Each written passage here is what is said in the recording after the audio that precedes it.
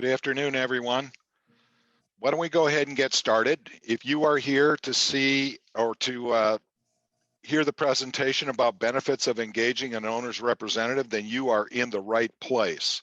And I want to welcome the guests, and I also will welcome the speaker here shortly.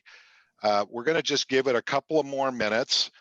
And while we're waiting, we have this icebreaker, and we'd like you to open your chat box and type in, based on this note, who you hired first, the owner's rep, the architect, or the construction manager on your last project.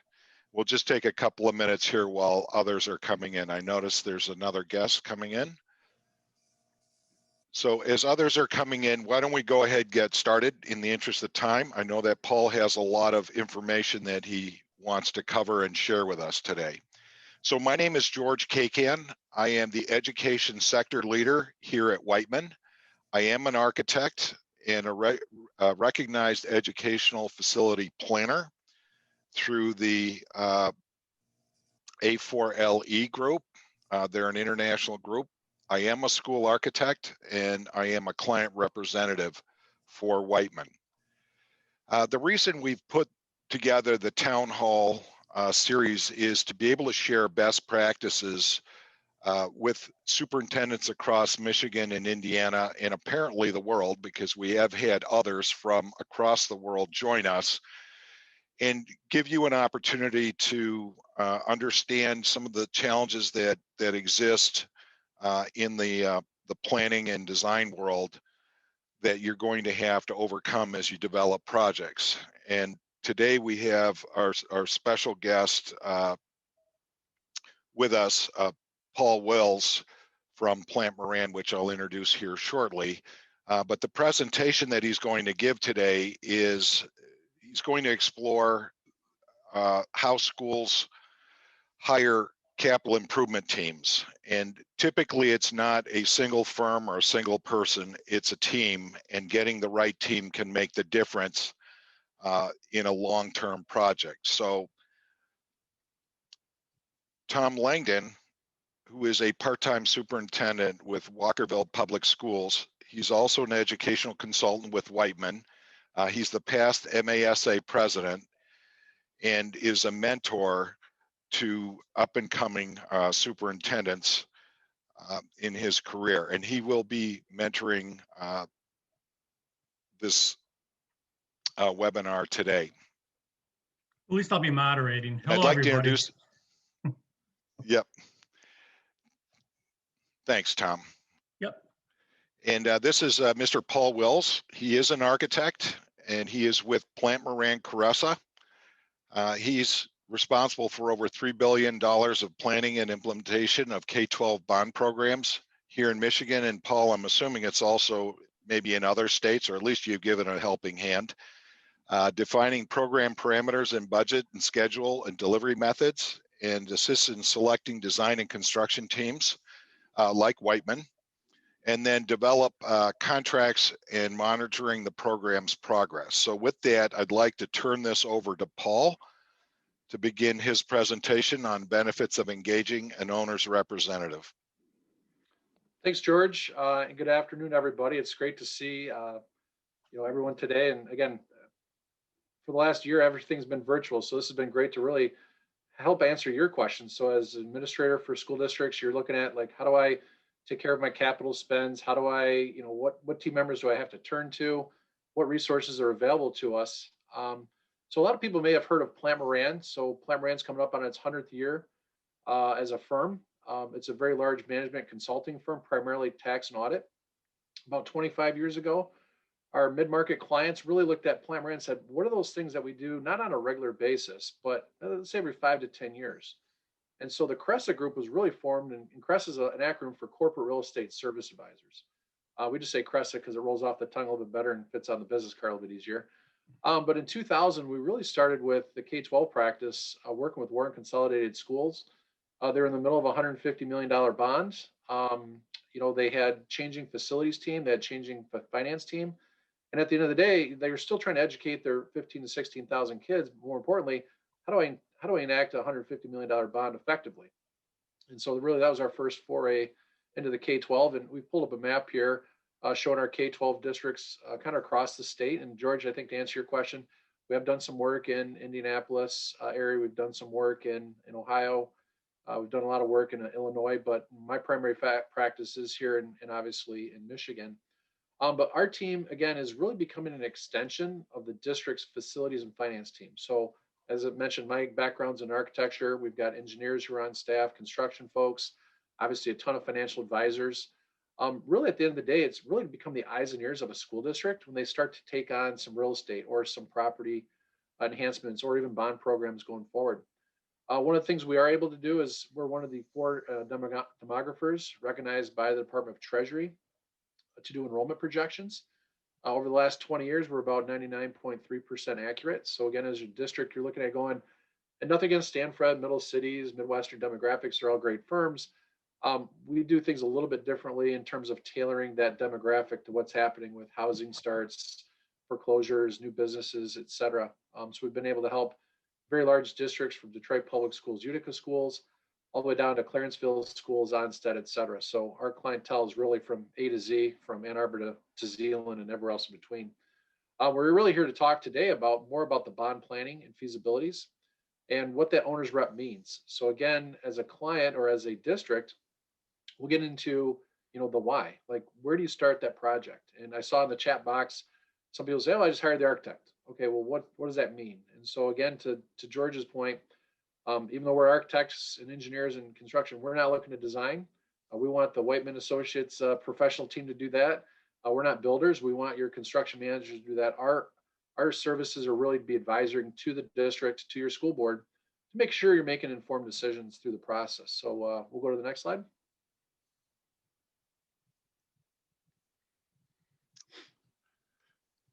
Fell asleep at the wheel. That's all right. So we do a lot of work with legal counsels. If it's Troon, Miller, Canfield, Clark Hill, Varnum, Collins, Blaha, you name it, we've probably worked with the top, half dozen or so school law firms, if you will. And as an owner, what you see there in orange, if you go through the AIA contracts, as an owner, you are financially and fiscally responsible for setting up that strategic plan. Understand what that project program looks like. How do you want to deliver the program? And we'll get into some of that here in a little bit. How do I engage my architect and engineer? Do I have a relationship that I can just create amendment? Obviously, a lot of boards are going for transparency. We'll get into some of that. But you're also in charge of construction oversight and signing off on documents at schematic design, design development, and CDs, as well as into the project themselves. From a finance standpoint, we know your CFOs are probably busy running your general fund. Oh, by the way, here's some CARES Act money. By the way, here's some GASB 68. No, by the way, here's a $50 million bond. So again, as the owner, you're actually in charge of establishing the overall program budget. More importantly, you're in charge of change order management. So it's not your architect, it's not your CM, it's you as a district. And then you have all the other fun stuff that comes into play. You've got your voice and data security, furniture and technology. So again, as an owner, that's what you're contractually obligated to do. In the green or the turquoise, you see the architect. They're there to help you realize that vision. They're here to help to design and do the engineering and construction documents. And then obviously the construction manager, again, they're really there to really construct the facility. And so as an independent program manager and owner's rep, what we're trying to do is help mitigate the risk from the school district. We're actually trying to avoid risk. And again, working with legal counsels of how do you incorporate that.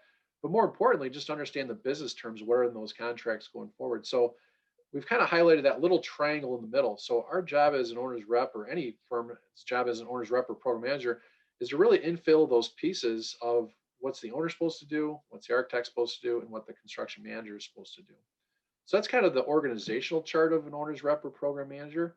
And again, oftentimes districts just say, well, I'll let my architect do it, or I'll let my construction manager do it.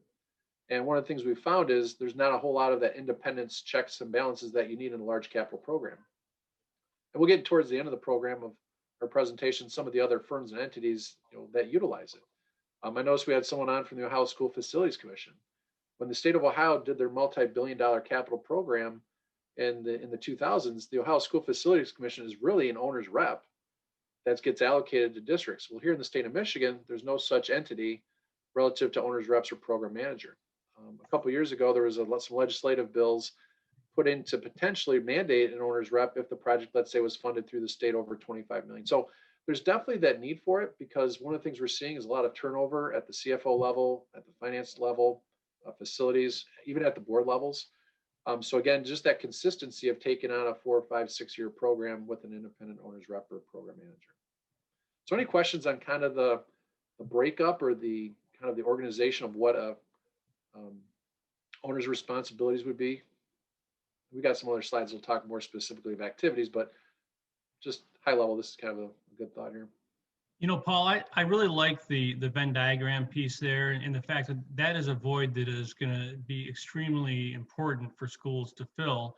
Some schools with smaller projects may rely on their, legal firm to pick up the pieces there, and that can work. But what the owner's rep, what you folks bring, is that confidence that it's fully looked over and taken care of. And that's a big relief to, I think you said business managers, but it's also the superintendents as well. And so, and the board, quite frankly. So I like that schematic. Thank you.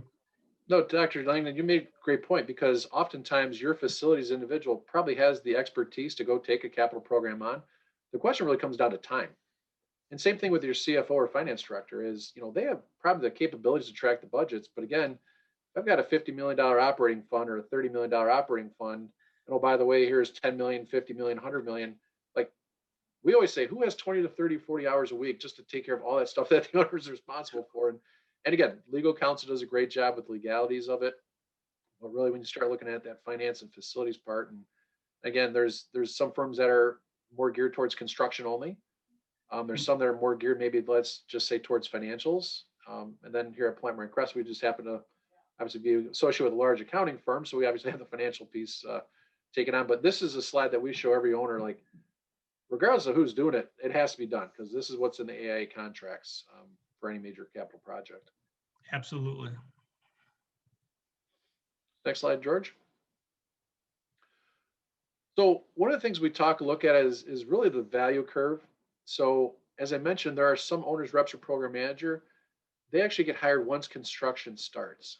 And so one of the things you see is the earlier that, I'll call it an independent owner's rep or program manager can work with your architect and construction manager in the strategic planning piece, actually the more value they can add to the project. And let me give you a good example. We had actually working with George and a previous client, brand new superintendent, facility gentleman just retired, brand new finance person. Oh, by the way, here's a $50 million bond program. It was also part of the American Recovery Investment Act, so it had to be done in 3 years. So from a strategic planning standpoint, we looked at it and said, how can we accelerate design? How can we accelerate construction? And really make sure that team was poised to make for success. And so one of the things we were able to do is show the district and the board how we were actually going to do year-round construction at the middle school. So to give you an idea, we did $20 million in like 10 weeks. By the way, we ran 3 shifts, and of course the construction manager had some additional time for staffing, but it literally saved $400,000 of having to move the kids in and out over 2 summers. The work got done quicker. So that's just an example of creating the questions like, hey, Mr. Architect and Miss Architect, how fast can you draw? Oh, construction manager, how fast, like maybe you need 2 teams and we're running everything concurrently. So it's that strategic planning and financing, should I sell the bond in 1 series or 2 series? What we're finding out is, hey, if you're going to build a brand new building or major renovation, George's team's great, but it might take him 8 months to do the drawings. So maybe we issue a little less money in the front series, load it in the back series. So it's really taking a look at the financials, it's taking a look at the facilities and working with your architect team and your CM team to make sure you have a cohesive plan. And as I mentioned, the faster you can bring things to market, the more costs you'll save. And I used Warren Consolidated Schools as an example. They had a $150 million program. Originally, they said it was going to take 10 years. We got it done in 5.5 years by looking at things a little bit differently. And we saved literally $8 million of soft costs and general conditions. Well, obviously our fee was not $8 million, it's significantly less than that, but we're able to create that return on investment. And that's what we think an owner's rep or program manager should do. So it's not us, it's someone else. They should always provide a positive return on investment. So again, it's not an additional cost to a program, it's that inherent cost. And I think Dr. Lane, you mentioned, it's that little triangle piece. Someone's going to get paid to do those things. And the question is, what's the best approach for that? And how do you maximize that return on investment? So next slide. So again, we took the AIA documents and kind of broke it into 5 major categories. The first one is the strategic planning. So we would really consider this to be pre-bond planning, if you will.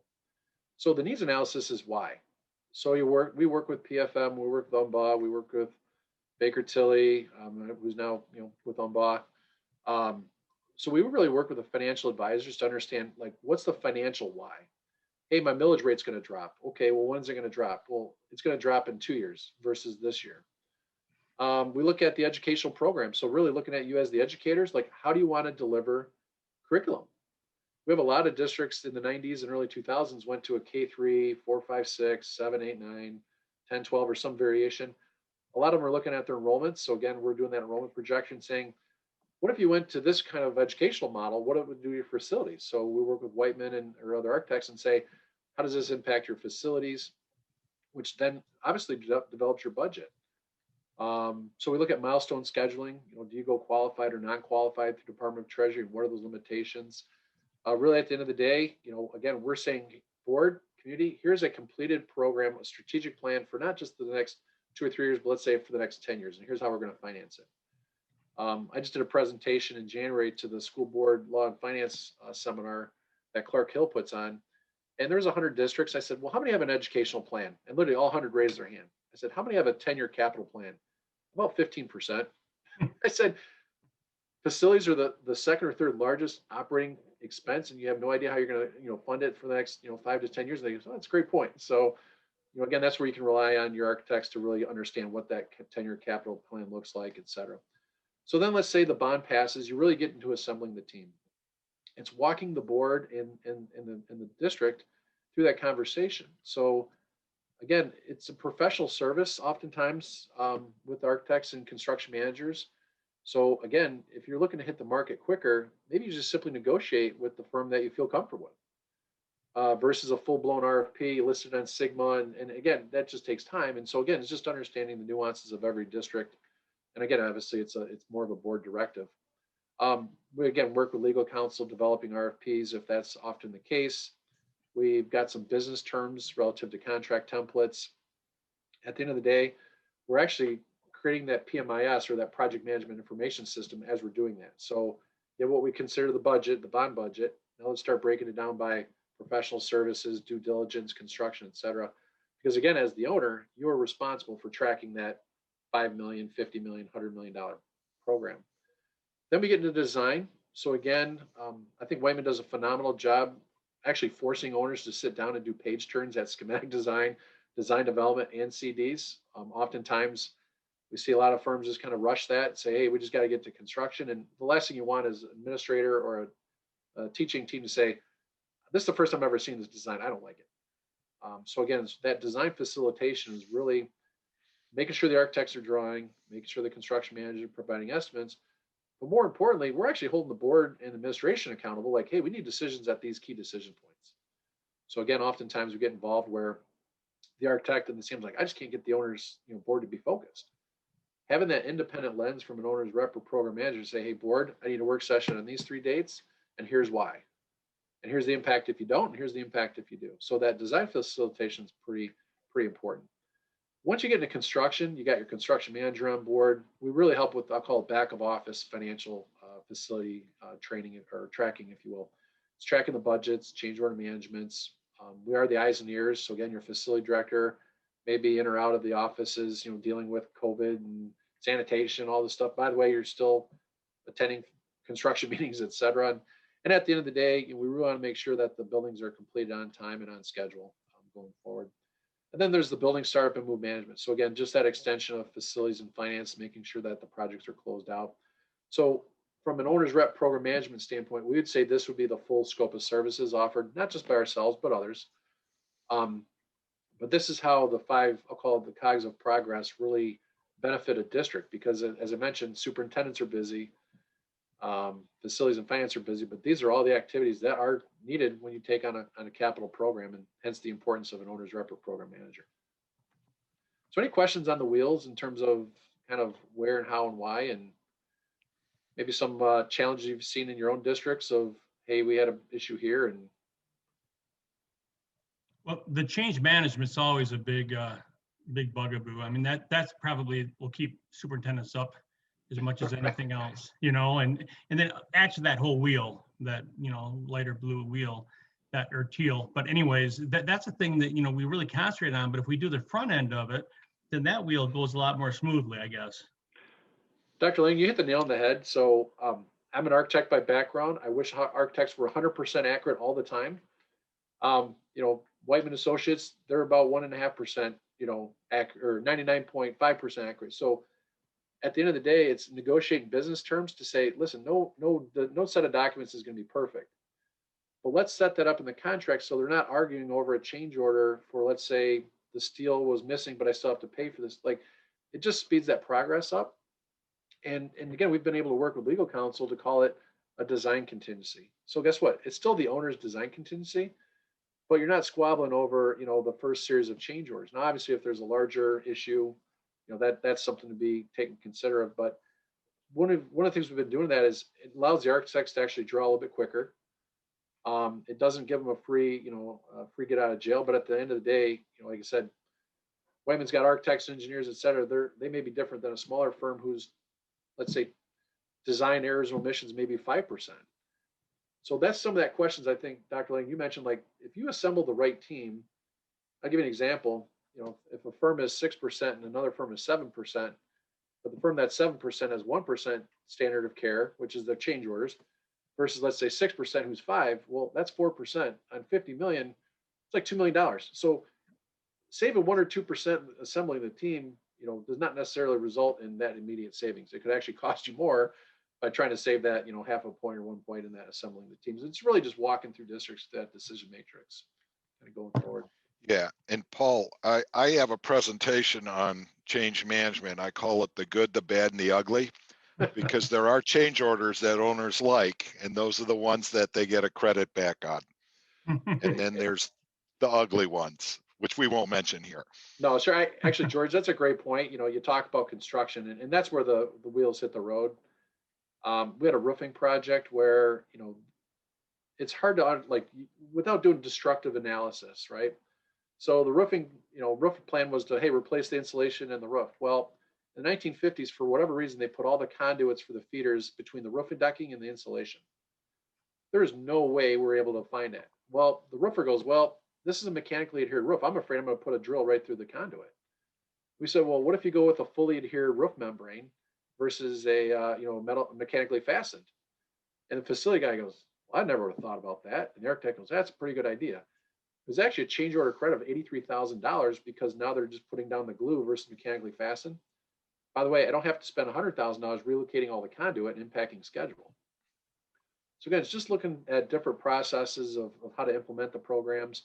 Again, as a superintendent, like if I spent 30 years being a superintendent administrator, I'm sure I'd know all the tricks and trades of education and, how to convince kids to, strive to do well and how to deal with boards, et cetera. But, again, you spend 25, 30 years in design and construction, you start to see, different aspects of programs that could be beneficial to the client. So another example, I guess, really quickly is it's good to hire expert people from the front end and people that are going to fuss over it, especially. But in 2000, my first year as a superintendent, we had basically a situation where I was walking through the gym, it was being built, and they put the fire extinguisher right in the middle, right behind the basket where I knew that there was going to be matting. And I looked at it, I said, that's not good. And I went and I talked to the architect about it, and he said, yeah, that isn't good. And so they squabbled for I don't know how long about who owed what, why wasn't it. You get someone like you folks in there to see it from the beginning, you're going to say, that's not going to work. And that's why it's good to have that expertise in all these areas, all three of those areas, and have them working together that understands school law a little bit and regulations, and not just hire anybody off the street to do something that's so important, No, and that's why I think when you look at it, you don't want to be antagonistic with your program manager or owner's rep with your architect and engineer. I mean, it really should be a team. And so, again, one of the services that we really strive for districts to do is understand schematic design development, and 50% CDs. Because Dr. Lang, to your point, if you're looking at elevations, you're like, hey, why did you put the fire extinguisher where the pads are going to go? Like, that should have been caught in 3 times before, like you said, you're walking through going, hey, I just did a layup of crashing through the brake glass, you know, I got the fire extinguisher. So again, it's just really comes down to that time. We know your facilities, people do not have time to literally go page by page and detail by detail. So again, that's that value of that owner's rep. That's that value curve we talk about is let's catch it in design, strategic planning versus, like you said, it's in the field and going forward. So, yep. Next slide.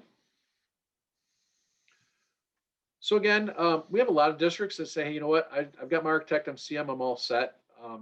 We just look at it from a standpoint, again, we took a look at the contracts and said, you know, as an owner, you get to operate day-to-day business, which is educating kids, balancing budgets. And then at the end of the day, whatever bond program it is, you got all these bullets here in orange.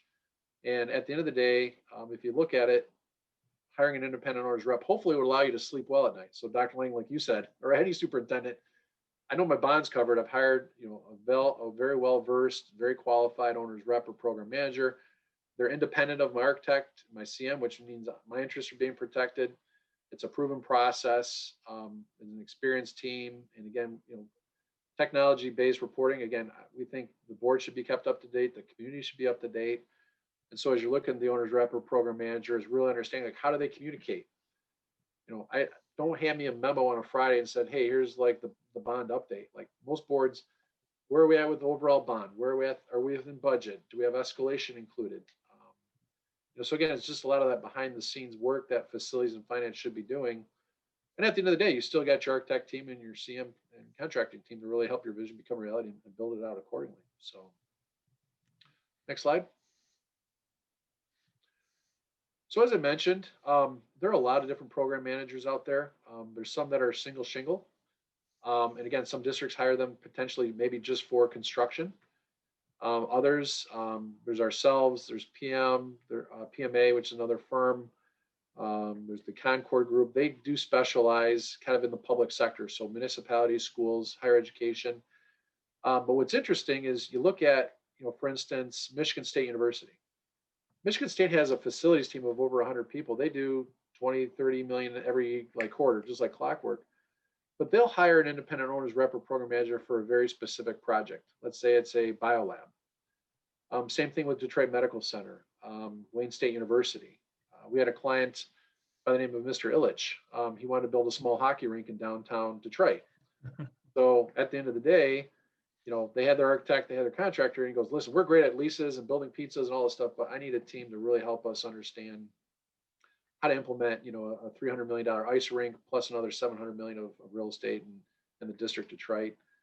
You know, Delta Dental, Carhartt, and again, a lot of these were just firms that for the last 20 years, they kind of have the architect and the contractor, but they realize their staff is just stretched to the max. And so again, we saw this with a lot of municipalities and school districts where, guys, the clock doesn't stop just because your facility or finance team or, you know, the board transitions, et cetera. So again, we've been able to come in and really just become those eyes and ears. And again, there's a lot of other great firms out there. But again, this just shows you, I think, the prevalency of owner's rep or program manager. 20 years ago, a lot of people never heard of an owner's rep or program manager. As I mentioned, Ohio School Facilities Commission does a phenomenal job helping local districts like implement their bonds if it's 5 million or 50 million or up. So again, at the end of the day, I think you're seeing this more prevalency, I think, in Michigan going forward. So with that, George, next slide. So yeah, I just want to say thank you. And again, if you have specific questions, again, we work kind of across the state. We work from Marquette down to Monroe and from basically East China over to, you know, East Coast to West Coast. We've got offices in Grand Rapids and Kalamazoo, Traverse City, Lansing, and obviously a few here in Detroit, and just open up to any conversations and questions. All right, I'm going to let Dr. Langdon take over now as our moderator. Yeah, thanks, George. You know, one thing that I would say is that, can you hear me? Yes. Okay. One thing I would say is a definite truism. After listening to this, it just reconfirms the fact that, you know, I guess in my mind, new soups, you know, they need a project manager, and you know, that's something that they may not know about. But older soups, they really know they need one, and they're going to get one because they understand it goes beyond their expertise in a lot of areas. So I think that one of the big things is that, the newer soups don't even know what they need in these situations. And that's something that we need to get out there. And this is a great venue to do so. And, Paul, I just, thank you for the conciseness and all the information. It was very well done, and I appreciate that piece. Well, Dr. Lang, I appreciate that because when I started 20 years ago, I used to work at a very large construction management firm. Actually, I think they're second or third largest in the Midwest, multi-billion-dollar company. And as an architect, we had a client that says, I have a $20 million program. And so as one of the architects, we drew $20 million program. He goes, well, actually, that's the total program. So it's really like 15 million. So guess what? We erased a gymnasium, erased a pool, said, hey, look, it's 15 million. And the facility guy goes, well, it's really 12 million because I need furniture and equipment. I'm like, if they just told it was 12 million up front, like we would have drawn to 12 million and been done. And so I really saw this need for municipalities, school districts, and some community colleges and universities, really for that opportunity. And you may know Dr. Tim Quinn. Yes.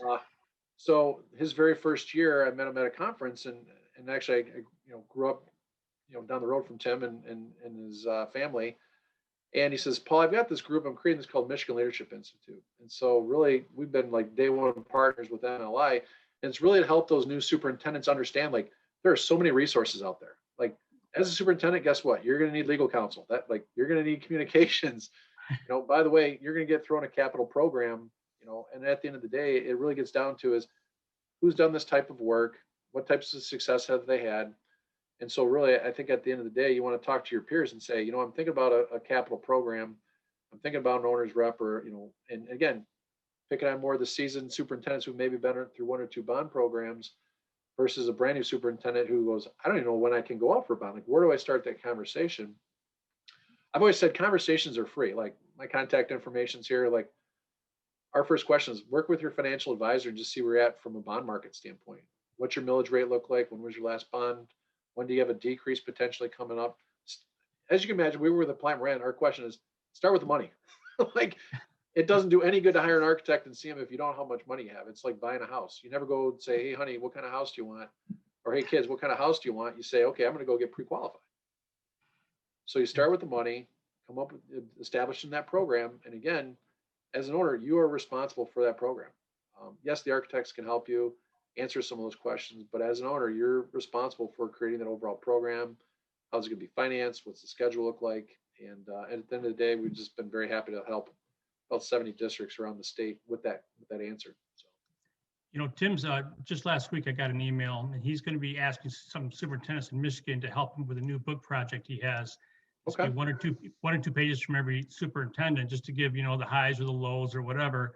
I suspect there's going to be a lot of building project stories that will be in that book, and just because it is something that is so engaging, you're so busy and you're so consumed by it, just to have the peace of mind that someone's looking not over your shoulder, but alongside you and helping you with the process is a comfort. So we've got, what's interesting, Dr. Lang, you mentioned that. So when the Build America bonds and the American Recovery and Investment Act took place, our first question is, do you have a shovel-ready project? And our team was able to come in very quickly and define what that program was. And again, calling on people like George, I've got 3 projects. He's like, we're ready to go. And guess what? Like, we started designing literally the day after the bond passed, and a lot of districts got, 12 million, 10 million, 15 million. Well, what we're seeing right now with the CARES Act monies and some of the stimulus packages, like one of our clients is Detroit Public Schools. They're going to get a very large chunk. They have a brand new facilities person. They're trying to figure out, like, I got to go spend 100 million in the next X amount of years, like next 2 years. Like, where do I start? And we've been helping them for the last several years. And again, there's some smaller districts that are getting 2 million, 3 million, 5 million. And the question is, we don't have to be engaged for the entire soup to nuts. We've actually just helped some districts right up in the front end planning, and then we walk away. Others like, hey, we need you for the whole soup, or whole shot and shebang. So at the end of the day, like I said, we're seeing the cyclical issues with recovery and different recovery packages, from federal government to state government. So absolutely. Well, does anybody else have a question? This is Yeah, your Doctor, time to ask a real expert. Yeah, Dr. Langdon, I put put up some probing questions here, and I was just going to start by answering question number one. What aspects of owner representation do you believe are most beneficial to your school? And rather than school, for me, it would be as a professional architect and a member of the team, is that, you know, when firms like Plant Moran and people like Paul are representing the owner, as a professional, they understand the language and the urgency for some of the decisions that need to be made. And they help bridge that gap with the owners because they're independent. They don't get paid by Wightman. They get paid by the school just like we do. So there's no plus or minus for them to, you know, manipulate what that answer is. For us, it takes time to develop everything and coordinate everything. We talked about change management, and we want to minimize change management, not because we want to look good. It's just because that always takes a lot of time away from what we really need to be doing, and that's getting the documents done and the projects built. So for me, that's a great benefit to have somebody on the owner side that understands the process and understands, let's say, the prioritization of what needs to happen when and what decisions need to be made in order to move the project forward with confidence. You know, we don't want to have happen what Paul said before. It's like, wait a minute, what's this doing here? This is the first time I've seen this. I don't understand. You know, why are we doing this? All right, take the gym off. Well, wait a minute. Yes. You know, George, you mentioned the fees. So just like the architect and construction managers, it's a professional service. So actually our services or any program manager is actually paid for out of bond proceeds, not out of general fund. And so again, that's where I go back to that return on investment of, and again, I'll just give you a high level, like owner's rep fees are anywhere from, you know, 1.5 to let's say 2.5 or 3%, depending on the size and complexity of the program. But again, those fees are paid out of bond proceeds. But more importantly, there should be examples and demonstrations of how that's not an extra cost, but more of an inherent cost. So to George's point, if we can draw faster, if we can get to market faster, and I say 5% escalation from year to year, like last time I checked, 2% to 5%, you just save 3%. So on a $10 million program, great. That's more money that gets put back in the bond because you're going to sell the bonds. It's a total amount. So again, if it's an efficiency issue, again, it's the benefits again are just that transparency, the independent rudder, but more importantly, just making more timely decisions. So.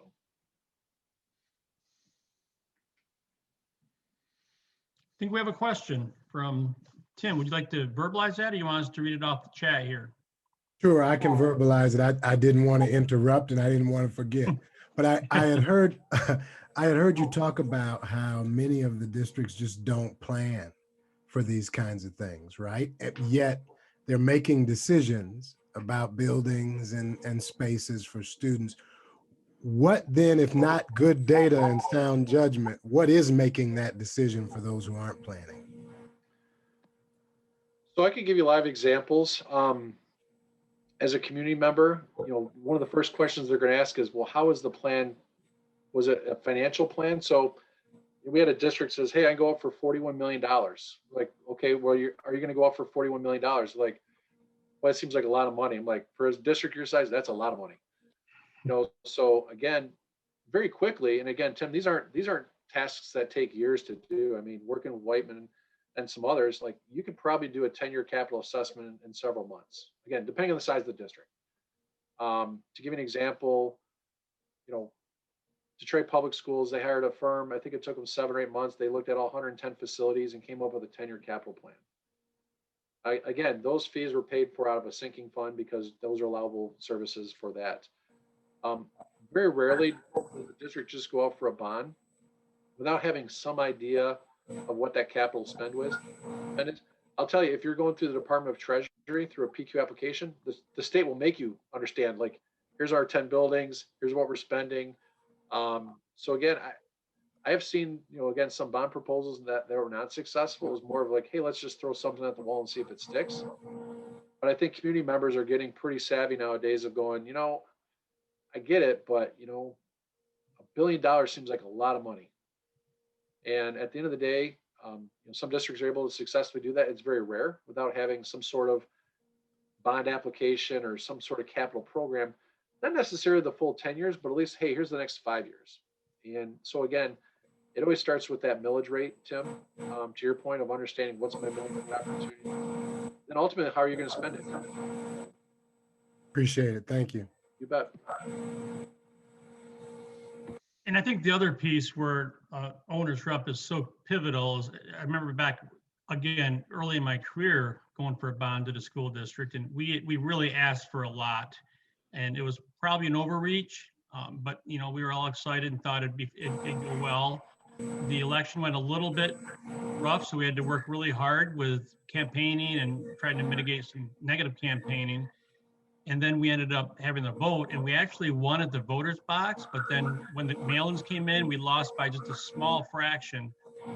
So of course I'm disappointed. We have the next meeting, and one of the persons there that was actually on the board, he's the force of nature, let me tell you, and great guy. But he said, nope. We were talking about what should we cut out. Nope, we're gonna go for the whole thing again, and we're just gonna plug it in there, and we're gonna win it this time. And of course, you know what happened. The next time it was kind of a dismal situation. It went down by, significant. The issue here is if you have someone with some experience that can even help you, explain why most of these things don't work if you don't at least shave something off or at least have a different message, then you can, that's a big comfort for somebody to have that expertise behind them to help make the arguments of which way you should go. Thank you. That's helpful. You bet. Thanks to Paul, he answered most of it. Hey, Paul, regarding question number 2 that's up on the board, what kind of human resources will with school districts need to provide, to supplement the work that you're doing and to be able to keep you guys moving forward, and then the rest of the team, including the architect and the construction team? That's a great question. I'll give you a live example. So we're working with Northview Schools with Scott Korpak and Julie and Liz. And at the end of the day, they've been planning for about 2 years just based on their millage rate. And Scott's looking around the table. He's like, Julie's already working 50, 60 hours. Liz is working, 100 hours. Facility gentleman just retired.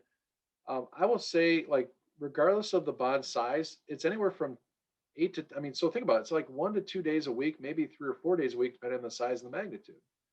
So you look around the administrative table and say, okay, who's got 8 hours of extra time or 10, 15? We typically see it be anywhere from 10 to 20 hours a week. So at the end of the day, that's just something that districts just don't have that luxury of having that time. Well, you talk about, actually, Greg, are you on mute? So I think I'm getting a lot of feedback. There we go. Thanks. The human resources side, it's really being that supportive of that 15, 20, 30 hours a week. And let me give you a live example. So Northview's been working 2 years with the architect and the CM. They're going to go out for a $30 million bond issue. And in 2019 and 20, we said, there's a lot of busy architects. There's a lot of busy CMs. So we asked their architect, we said, hey, what if we did this with the bond issue? It's still a 2 series, but what if we front load the second series versus the first series? And the architect goes, that makes me feel better because now I can dedicate my team to make sure I get most accurate drawings. And so that ended up actually generating $36 million instead of $30 million. So just by asking 2 questions, George, the district raised $6 million with the same millage rate, which the architect and the CM weren't thinking like that. And that's okay. That's not their job. Now the architect's like, great, now I can include all the air conditioning that was going to get cut. I've got new playgrounds, all the elementary schools. Everyone feels great. But I'll just tell you, it's a half FTE to maybe up to 1 FTE to take on any large capital program. And so again, if that can be paid for out of bond proceeds, that's great. Some large districts, what they do is they say, hey, I'm going to hire an internal person and just dedicate them 100% to the bond. Well, the problem is now that's a general fund issue. And what happens in 3 to 5 years when the bond goes away? Do you have to let that person go, or do they become an addition to the general fund? So I think that's one of the human resources aspects of having an owner's rep, is just being the eyes and ears for both finance and facilities. And again, project's done, they walk away, and you're made whole going forward. So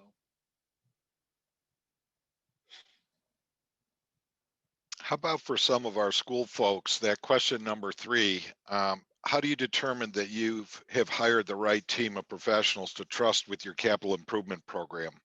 No, that's a great Any- question. Our first question to every administrative team and school board is, are you happy with your current service providers? And if the answer is yes, just roll into negotiations with a professional contract. I often ask you, like, do you send out RFPs for your financial advisor? Well, no, I go with someone I trust. Do you put an RFP out for bond counsel? Well, no, I just go with bond counsel that I trust. The same should be with your architect. The same should be with your program manager. The same thing would be with your CM. In terms of engaging the right team, I think Dr. Lang, you hit it best, is talk to your peers. Talk to people that have hired an owner's rep. Talk to people who haven't, maybe some of the pros and cons of that. Like I said, we've enjoyed working with George and his group on various projects. Wightman's been in business for years and years. They've got a resume that's a mile long. And so at the end of the day, you just want to make sure that the team is capable of at least complying with laws, which again, that's like, no matter what firm you should have, they should be able to design it to the code, right? And then more importantly is, what's that proposed team? Do you feel comfortable with the team? Do they have a good mesh with the school district's team? And so really that's how you understand you've got the right team, if there's a trust factor. And that's why, sometimes owners reps or program managers, they get the reputation of being like sharp with their elbows or sharp with the tongue. I mean, it really should be a collaboration approach. If you're going to work with someone for 3 to 5, 6 years, I mean, it should be a professional relationship, but one that you feel good about. It's not keeping you up at night. You're not worried about, hey, my architect, I'm on my 5th project architect, the firm keeps switching them over. Like how do you prevent that, right? So, and same thing with construction. I mean, every district, you want to feel like you are the A client. And so again, we've worked with a lot of legal counsels to make sure that the architect gives you the A team and that the A team stays with you. It's not a bait and switch. Same thing with on the CMs. And so, the good news is no one says it better than your peers. So again, if you're hiring the right team, talk to your peers that have hired the owner's rep. And again, maybe it's you talk to the firm that they use, maybe you talk to 1 or 2 firms, and every district's different. They're going to have a different need and a different want. And so at the end of the day, talk to your peers. That's the best way I could say it. Thanks, Paul. If any of the guests have a specific question that they want to ask Paul or anybody on the call, please go ahead and unmute your microphone and ask your question.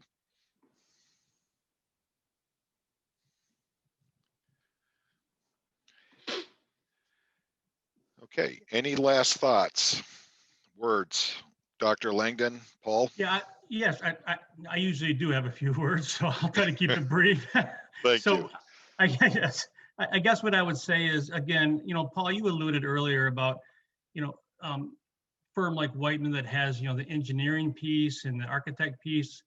A firm like yourself who have a wide range of experts within the same offices, when you pick a firm, a company like that, it does give you the peace of mind. Those folks just don't talk when they officially, go meet each other and talk about a project. They have lunch together. They have meetings together. You can, just by some conversations between the experts in any office like that, kind of gives the whole compendium of services.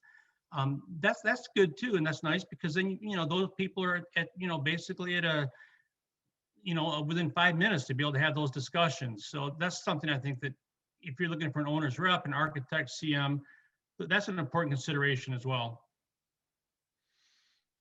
That's a great point, Dr. Lane, because at the end of the day, like you mentioned, some districts only have one shot at a bond program. And so again, we've teamed up with the architects of the world to say, you guys create the vision that can help the community understand what this means. We can create the business case. And then sometimes, the CM's also involved from a cost modeling standpoint. But at the end of the day, like I said, it should be a team collaboration. And again, both of our firms have enjoyed a lot of success over the years. It's not our first rodeo. I mean, George, I don't know, we've known each other, 25 years now, George? Yeah, I was just, at the beginning of this call, I was just thinking about, I think the first time we met was like in 1995. Yep. So again, it is, the architect, CM, and owner's rep world is very small in Michigan. As crazy as it sounds, because Michigan on average does about 1.5 billion a year. The last 3 election cycles, it's closer to $2 billion of work. That's just because taxable value still remains strong. And at the end of the day, We just know that, there's a lot of firms out there that do great work. And again, you want that partner to hit the ground running. You're not reinventing the wheel, and you're sharing institutional knowledge. I mean, so Dr. Langdon, the beautiful thing is, Wightman's got a list of, 25, 30 clients. Well, we have a list of 25 or 30 clients. How can we work more collaboratively? And so right now, we're working with Wightman on some civil engineering and due diligence for purchasing a property for a district. Well, they're bringing examples like, this is live. I just got the report yesterday. Is the original township engineer says, well, we have to design it this way because we have to connect to the existing sewer system. What's a $900,000 bill to connect it basically half a mile down the street in Caledonia? Well, Wightman does the soil borings and says, you know what, we have the permeable soils. I think we get away with a septic field. Well, that's only $200,000. So we just saved the client like $700,000 just by working collaboratively. Like, how do you invoice for that? You don't. You just say, hey, we're great firms, but at the end of the day, now I don't have to, saw cut, Craft Meadows, school. There's a bunch of civil engineering involved with this new Calplex. But Wightman brought that expertise on the soils and due diligence to say, hey, Paul, here's option A and B. We could still connect to the sewer if you want. Township would love it, but the school district's like, I don't want to pay $800,000 out of my $88 million bond. I'd rather go enhance my facilities. So yeah, we were the bad guys yesterday at the township meeting. Like, hey guys, we're not even connecting to the sewer. So sorry. But district loves it because we just, collectively saved $700,000 just by looking at geotechnical and civil engineering components. So that's that collaborative, Dr. Lang, like you've talked about, is bring that value quickly to the client. Absolutely. Okay, well, we're running out of time. Yeah. I'd like to say thank you, Paul, for joining us. And like I mentioned earlier, since 1995 is when I've first met you, and we've done quite a few projects together. So I really appreciate you taking the time to be on the call with us today. The next Wednesdays with Wightman will be on March 17th, and we will have a national construction management firm as our special guests, and they're going to talk about where the industry is going and the benefits of construction management, just like we had Paul talk about the benefits of owner representation. So with that, this is Paul's contact information. I also wanted to share with you that we will be including a recap of today's presentation in our newsletter, so please look for it. It typically comes out the first or second week of the month.